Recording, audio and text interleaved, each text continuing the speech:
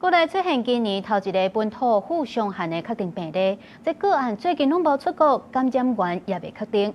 疾管署表示講，副傷寒有可能會透過洗尿，也是呼吸來污染到食物甲水，感染了後會發燒、起粒仔等等，較才會發生佇咧衛生基礎設施較無好的所在。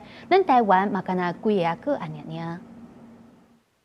今年頭一個副傷寒本土的個案，是一個住佇北部50多歲查甫人，最近無出國，5月中出現發燒、頭殼痛、規分屍酸痛等等的症狀。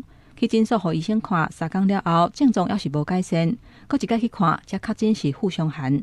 衛生單位、科立家庭甲工作場，攏總有8個接觸者，加在驗攏是陰性。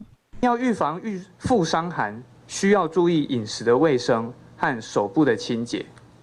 飲食衛生方面，食物應該要充分的加熱煮熟，飲水應該要煮沸或使用瓶裝水，生熟食應該避免放在一起，造成交叉的污染。疾管署指出，副傷寒是由副傷寒桿菌引起腸仔無爽快的傳染病，食食甲水若去互患者的排泄物污染，另外一個人去食到帶這種細菌的物件，就會去互餵着。親像患者若是處理食食、煮食，都有可能會污染食品。而且呼吸嘛是傳播的媒介，提醒民眾都要注意食食的衛生，甲接洗手。另外，國內嘛出現今年頭一個日本腦炎的病例，是一個住佇嘉義民雄60多歲婦人人，因為發燒燒甲唔知人，送病院了後確診，目前要佇住院治療。每年的5月到10月呢，是日本腦炎的一個流行期。